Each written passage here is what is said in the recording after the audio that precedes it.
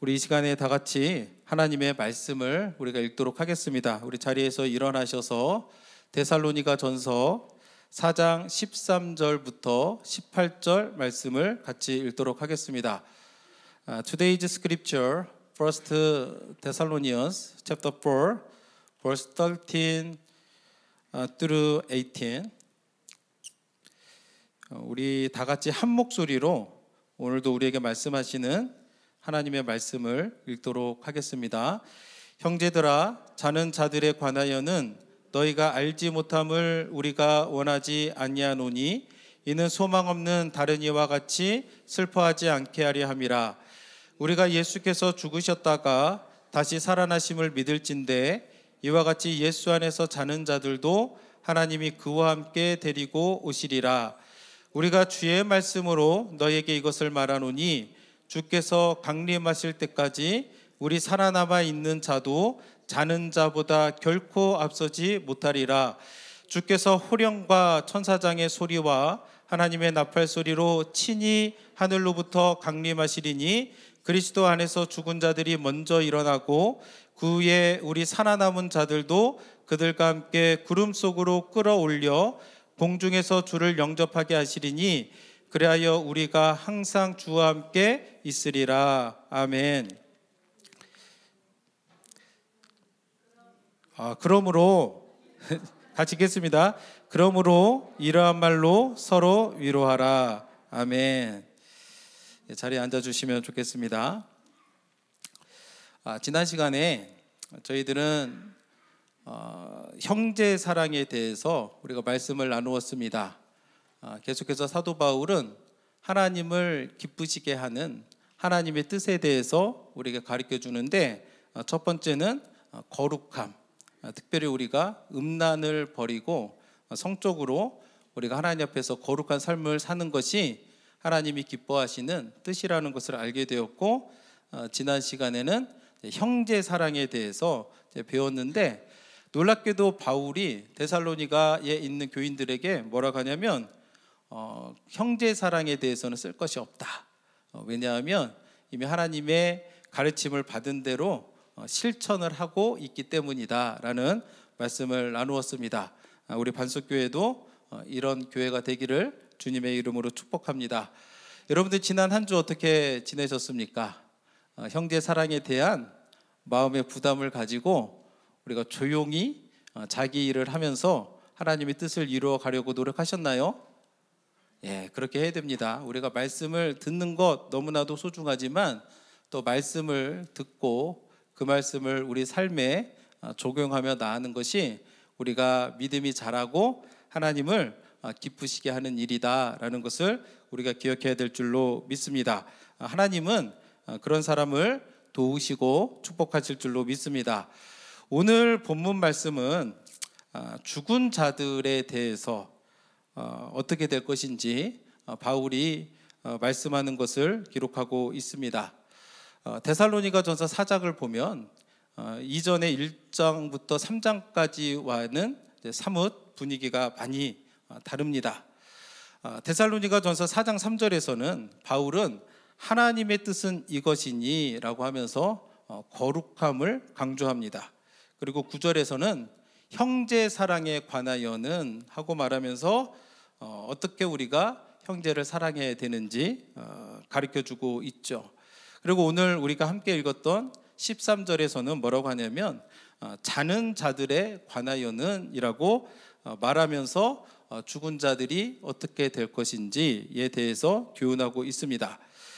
바울이 이렇게 하나님의 뜻에 대해서 말하고 형제 사랑에 관해서 말하고 죽은 자들에 대해서 말하는 것은 그냥 하는 말이 아닙니다.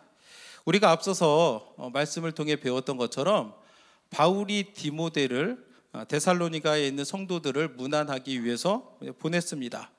그래서 디모데가 성도들을 만나고 기쁜 소식을 가지고 왔다라는 것을 우리가 나누었는데, 디모데가 그 기쁜 소식을 가지고 왔을 때에 기쁜 소식만 가지고 온 게 아니에요.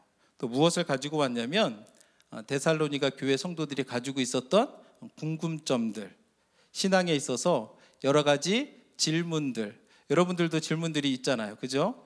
그런 질문들을 디모데에게 해서 이런 일에 대해서는 우리가 어떻게 해야 됩니까? 라고 질문들을 이제 가지고 왔고, 그랬기 때문에 그 질문을 듣고 형제 사랑에 관하여는, 죽은 자들에 관하여는 하나님의 뜻은 이것이니 라고 하면서 교훈하고 있다는 것을 우리가 알아야 됩니다.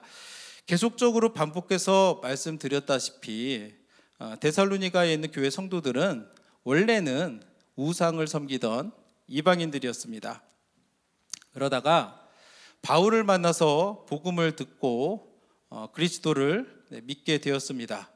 그런데 그 기간이 얼마라고 했죠? 짧은 기간 3주 동안 바울을 통해서 말씀을 듣고 배웠습니다.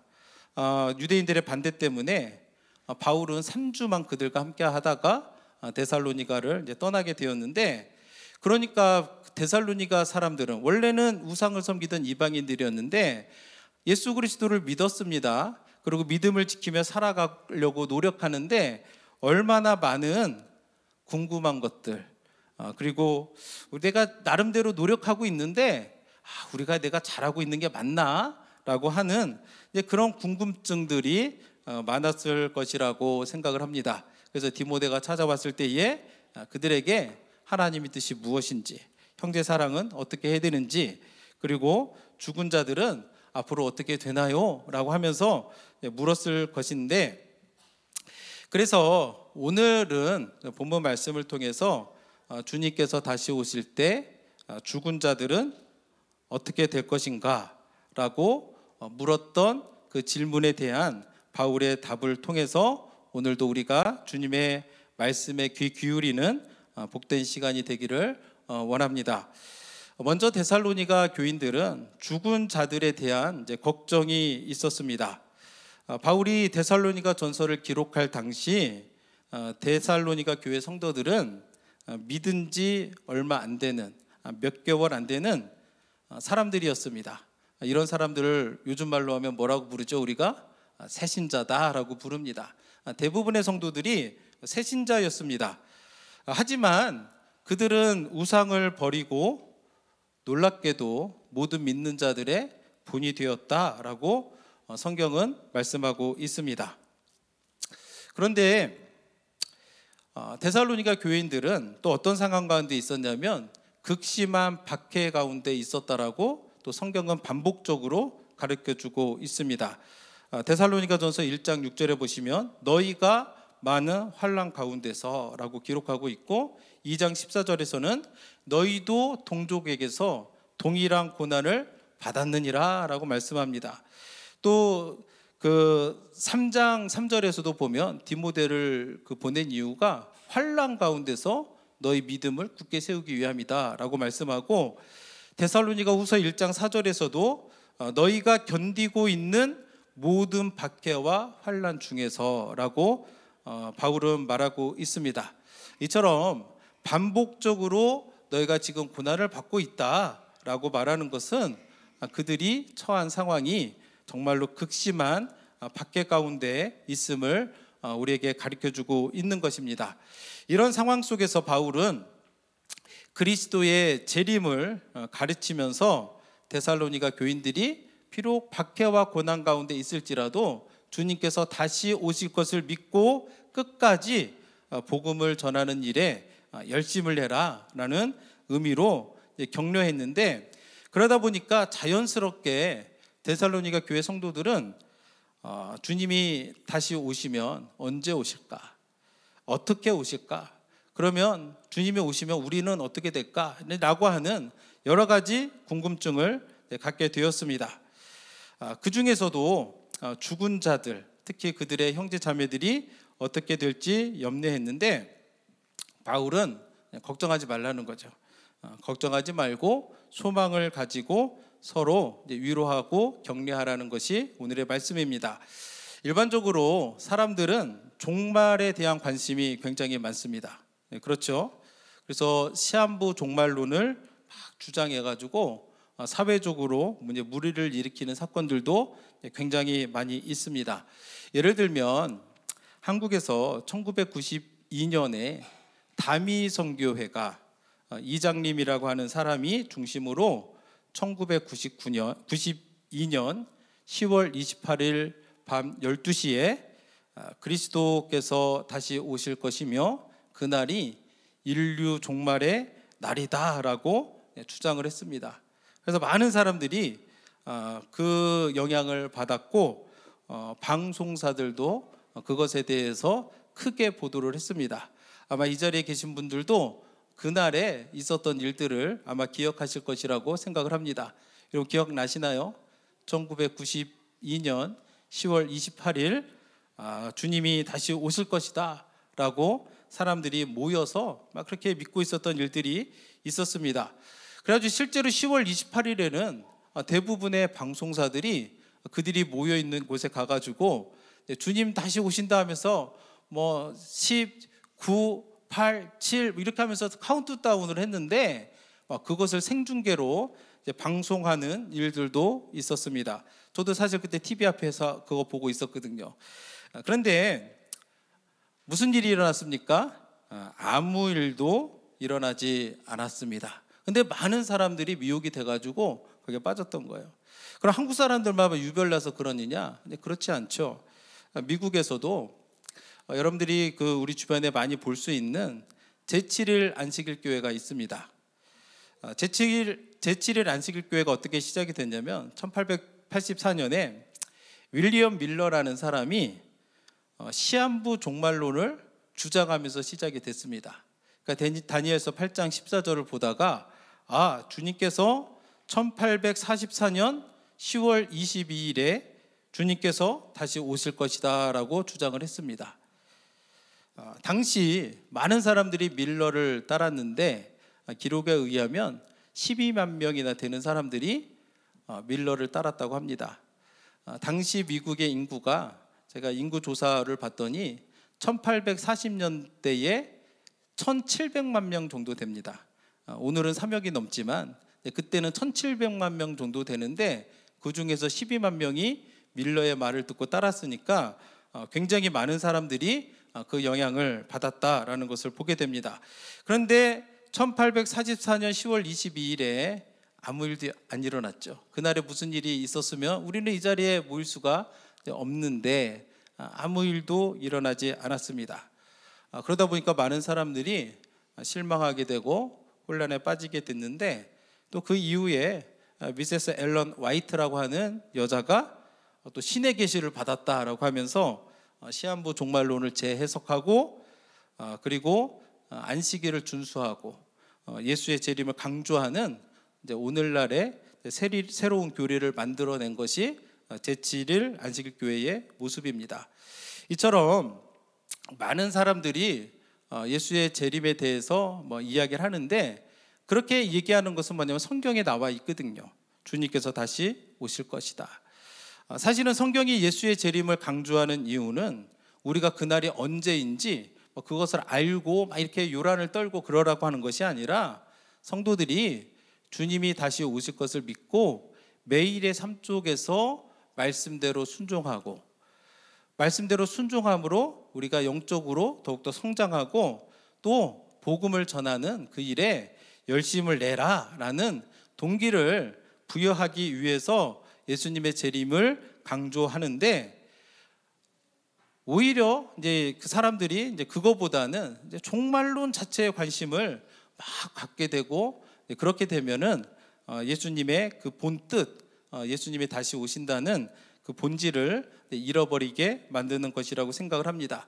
그래서 예수님께서도 다시 오실 것을 말씀하시면서 열처녀 비유를 통해서 뭐라고 말씀하시냐면 깨어 있으라는 거예요. 깨어 있어라. 그러면서 뭐라고 하냐면 그 날과 때를 알지 못할 것이다 라고 말씀합니다. 마태복음 25장 13절 말씀을 보시면 그런즉 깨어 있으라 너희는 그 날과 그 때를 알지 못하느니라 라고 분명하게 말씀하고 있는 겁니다. 그래서 여러분들 누군가가 주님 언제 다시 오신다라고 날짜를 특정해서 말한다면 뒤도 돌아보지 마시고 이렇게 떠나시기를 바랍니다. 주님이 분명히 말씀하셨잖아요. 뭐라고요? 모른다는 거예요. 주님은 왜 그날을 모르게 하셨을까요? 매일의 삶 속에서 우리가 성실하게 살라는 거예요. 주님 의지하고 주님 바라보고 복음을 전하는 삶을 살라고 그렇게 이야기를 합니다. 종말에 대해서 이제 다양한 견해가 있는데 여러분 이런 얘기를 들어보셨는지 모르겠어요. 뭐 전천년설, 뭐 후천년설, 뭐 무천년설, 뭐 세대주의 종말론 막 이런 얘기를 여러분들이 들어보셨는지 모르겠는데 가끔 보면 이거 가지고 서로 싸우는 분들이 계세요. 주로 이제 누가 싸우냐면 목사님들이나 신학생들이 이거 가지고 싸우는데 저는 이제 그런 모습을 볼 때 또 어떤 생각을 하냐면 좀 무의미하다라는 생각을 합니다. 왜냐하면 우리가 아무리 목소리 높여서 얘기를 해도 잘 모르거든요.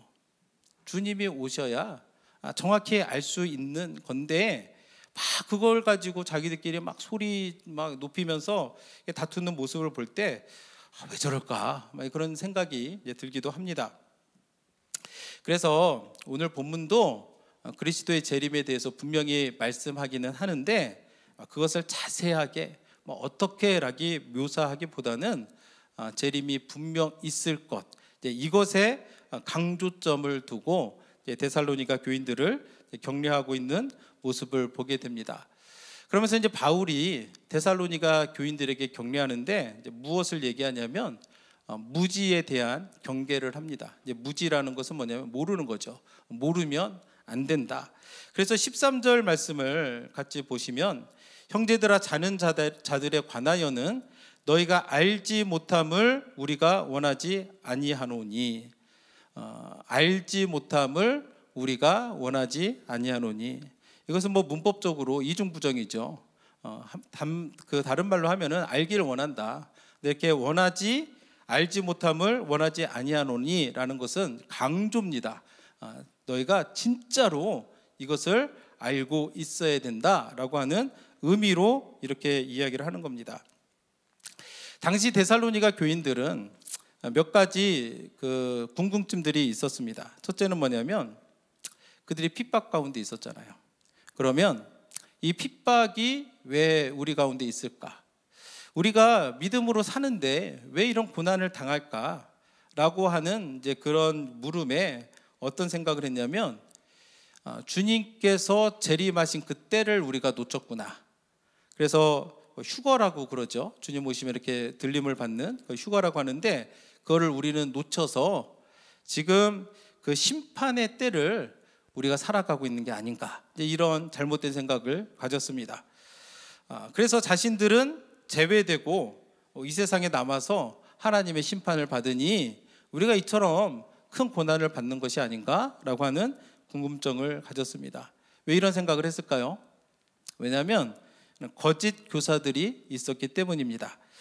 데살로니가 후서 2장 2절 말씀에 보시면 영으로나 또는 말로나 또는 우리에게서 받았다 하는 편지로나 주의 날이 이르렀다고 해서 쉽게 마음이 흔들리거나 두려워하거나 하지 말아야 한다는 것이라 라고 이야기합니다. 당시에 거짓 교사들이 있었는데 뭐라고 하냐면 내가 계시받았다라는 거예요. 또 어떤 사람들은 내가 바울로부터 편지를 받았다.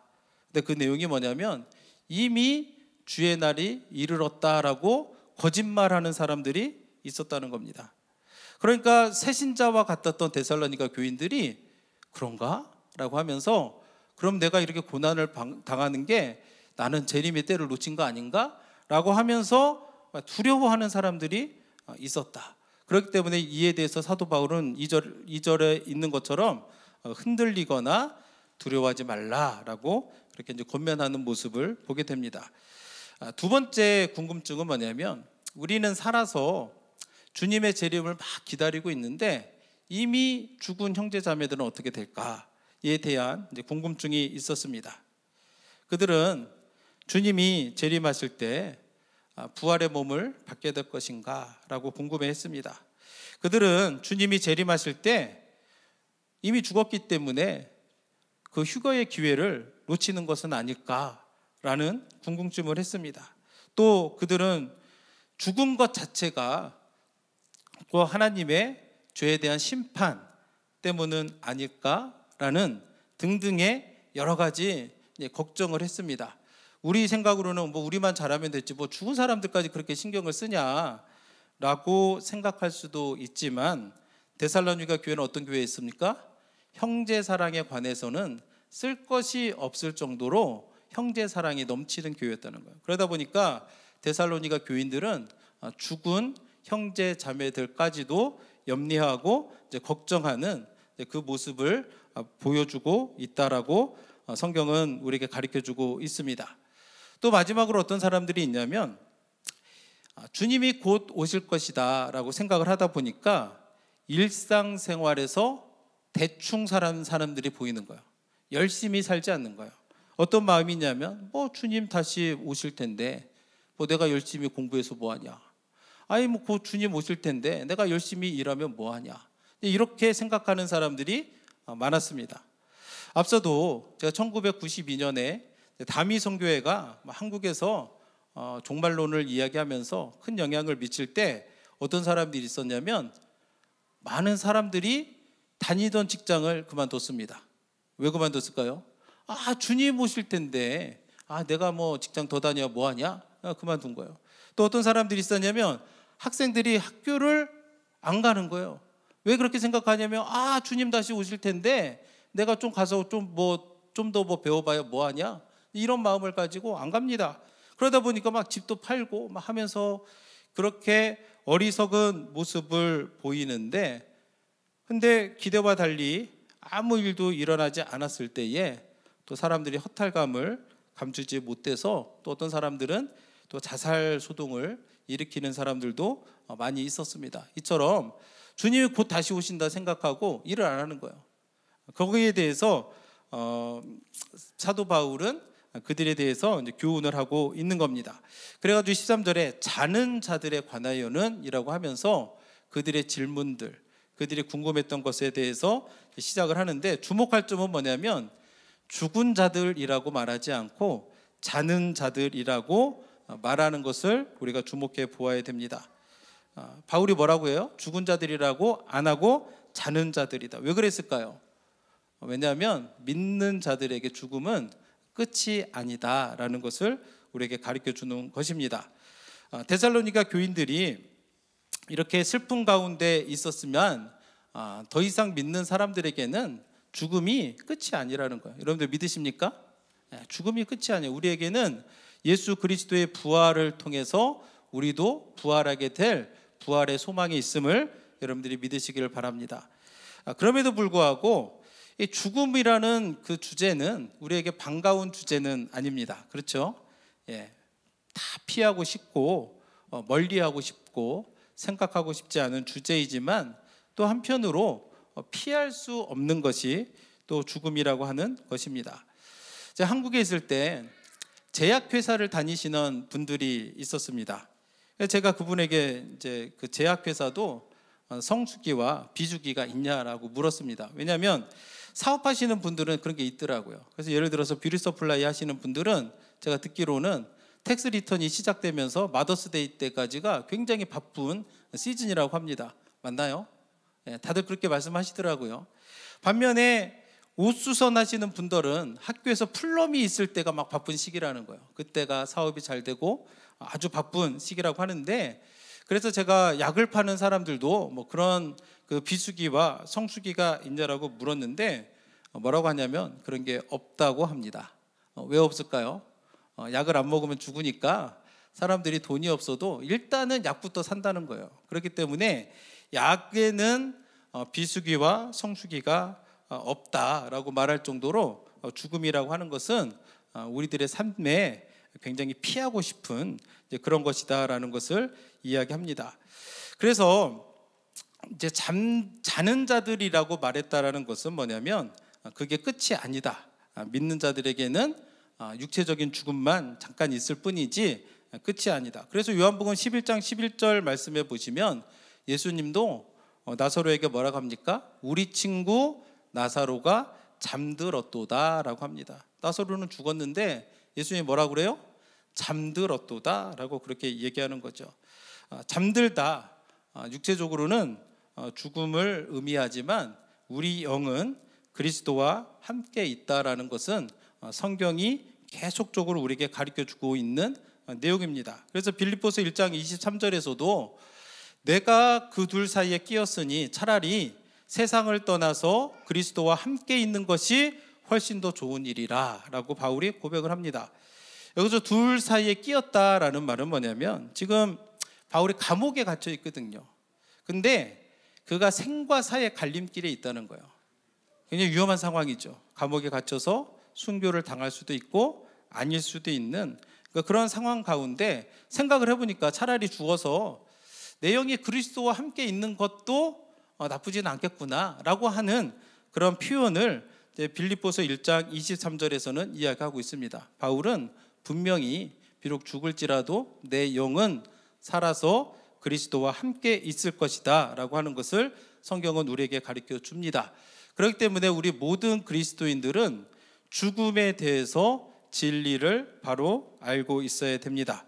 이것을 바르게 알아야 우리를 미혹하는 것들로부터 우리 자신을 지킬 수가 있는 것입니다.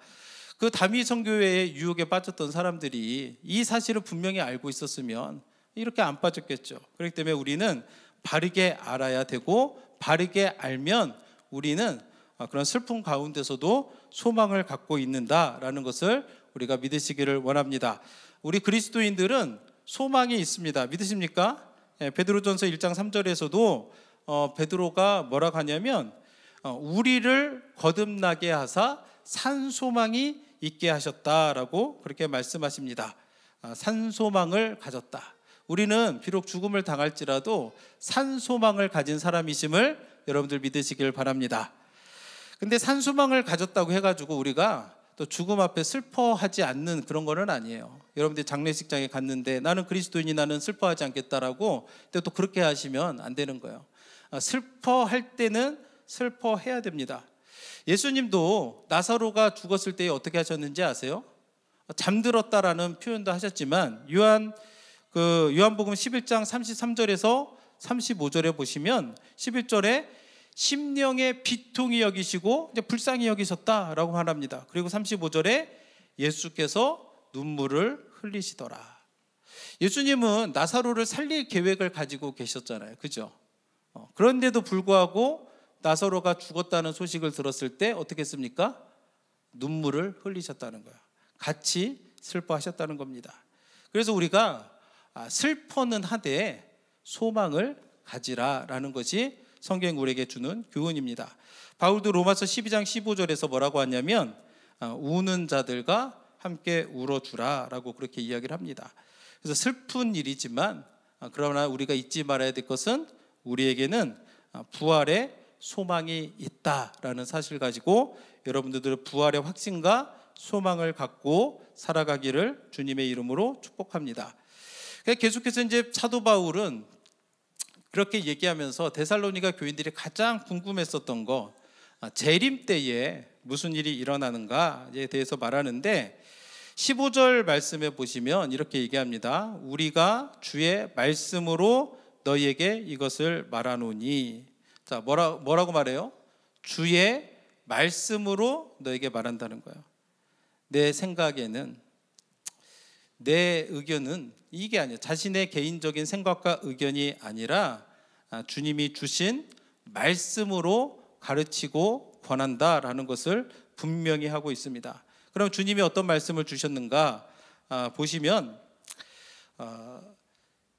주께서 강림하실 때까지 우리 살아남아 있는 자도 자는 자보다 결코 앞서지 못하리라 라고 합니다.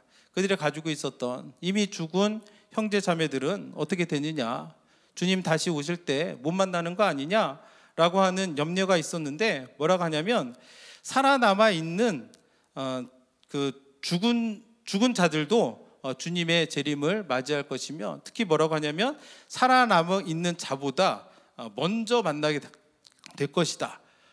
그래서 우리 살아남은 자도 자는 자보다 결코 앞서지 못할 것이다 라고 말씀합니다. 그리고 16절과 17절 말씀에 보시면 주님이 다시 오실 때 어떻게 하냐면 주님께서 친히 하늘로부터 직접 오신다라고 말씀합니다. 그때에 죽은 자들이 먼저 일어나고 살아남은 자들도 끌어올려져서 공중에서 주님을 만날 것이고, 또 우리가 항상 주와 함께 있을 것이다 라고 가르쳐주고 있는 겁니다. 16절과 17절을 우리가 같이 보시면 주께서 호령과 천사장의 소리와 하나님의 나팔 소리로 친히 하늘로부터 강림하시려니, 주님이 재림하실 때는 천사를 대신 보내고 그런 게 아니라 주님이 그런 천사들의 나팔 소리를 들으면서 친히 오신다. 그리고 그리스도 안에서 죽은 자들이 먼저 일어나고 17절 보시면 그 후에 살아남은 자들도 그들과 함께 구름 속으로 끌어올려 공중에서 주를 영접하게 하시리니 그리하여 우리가 항상 주와 함께 있으리라고 주님은 우리에게 말씀하고 있습니다. 그러므로 우리 믿는 사람들은 죽음에 대해서 염려할 필요가 없어요. 여러분들이 죽음에 대해서 염려하고 계셨다면 내 육신은 죽을지라도 내 영은 살아서 주와 함께 있음을 믿으시고 소망 가운데 살아가기를 주님의 이름으로 축복합니다. 그래서 믿는 자에게 죽음은 자는 거와 같은 거야. 자는 거. 죽은 후에 우리는 반드시 그리스도와 함께 있을 것이다 라는 말씀을 믿으시길 바랍니다. 그래서 로마서 8장 38절과 39절 보시면 내가 확신하노니 사망이나 생명이나 천사들이나 권세자들이나 현재 일어나는 장래 일이나 능력이나 높음이나 깊음이나 다른 어떤 피조물이라도 우리를 우리 주 그리스도 예수 안에 있는 하나님의 사랑에서 끊을 수 없으리라 라고 성경은 우리에게 말씀하고 있습니다. 사망이 우리를 하나님과 끊을 수 없다라는 말씀을 여러분들이 믿고 소망 가운데 살기를 원합니다. 그리고 마지막에 사도 바울이 어떻게 위로하냐면 18절 말씀을 보시면 그러므로 이러한 말로 서로 위로하라 라고 그렇게 이야기합니다. 하나님은 어떤 하나님이시냐? 모든 환난 중에 있는 자들을 능히 위로하시는 하나님이심을 여러분들 믿으시길 바랍니다. 우리가 사람의 말로는 위로할 수 없지만 하나님은 그 어떤 누구라도 그 어떤 상황 가운데 누워 있을지라도 위로가 되시는 하나님이시다라는 것을 여러분들이 기억하기를 원합니다. 사실 저는 이 18절 말씀을 읽으면서 마음에 찔림이 있었습니다. 제가 장례식장을 가거나 아니면 병원에 같은 데 가서 성도들의 그런 아픔이나 슬픈 소식을 들으면 제가 뭐라고 말했었냐면 무슨 말로 위로를 드려야 될지 잘 모르겠습니다 라고 이렇게 말했었거든요. 그게 생각나는 거예요. 여러분들도 그런 말을 해보셨겠죠? 아니면 또 들어보셨을 거라고 생각을 합니다. 사람들이 많이 쓰는 표현인데 근데 사도 바울이 뭐라 그래요? 이러한 말로 서로 위로하라는 거야. 무슨 말로 위로의 말을 해야 될지 모르겠습니다가 아니라 이러한 말로 위로하라는 거야. 그럼 이러한 말은 뭘까? 이러한 말로 번역된 헬라어 말은 로고스라는 말입니다. 로고스가 뭐죠? 하나님의 말씀인 거예요. 그러면 사도 바울은 뭐냐? 슬픔 가운데, 근심 가운데, 걱정 가운데 있는 사람을 만나면 어떻게 위로하라고요? 하나님의 말씀을 가지고 위로하라라고 그렇게 이야기를 하는 겁니다. 그러면 하나님의 말씀은 능력이 있기 때문에 하나님은 모든 사람들을 위로하시는 능력의 하나님이시기 때문에 위로가 되겠습니까? 안 되겠습니까? 되지요. 그래서 저는 다짐을 했습니다. 앞으로 이와 같은 상황을 만나면 하나님의 말씀으로 내가 위로하겠다. 하나님의 능력을 믿음으로. 여러분들도 그런 믿음을 가지고 위로하기를 주님의 이름으로 축복합니다. 말씀을 맺고자 합니다. 우리가 기억해야 될 것은 뭐냐면 그리스도 예수 안에 있는 자에게는 결코 정죄함이 없는 줄을 여러분들이 믿으시기를 바랍니다. 우리 믿는 자들은 안 믿는 사람들과 다르죠. 뭐가 다르냐? 소망이 있다라는 것을 우리가 믿으시길 바랍니다. 그리스도의 부활하심을 통해서 우리에게도 하나님께서 소망을 주십니다. 믿으십니까? 그래서 환난을 당할 수는 있어요. 환난을 당할 수는 있지만 그럴 때마다 주님께서 우리를 위로하시고 그리고 우리를 안아주실 것입니다. 그리고 주님이 다시 오실 때에 우리 눈물을 닦아주시고 우리가 기쁨으로 주님을 만나게 될 줄로 믿습니다. 그래서 이 자리에 있는 우리 모두도 하늘 소망을 품고 함께 주님 바라보며 나아가기를 주님의 이름으로 축복합니다.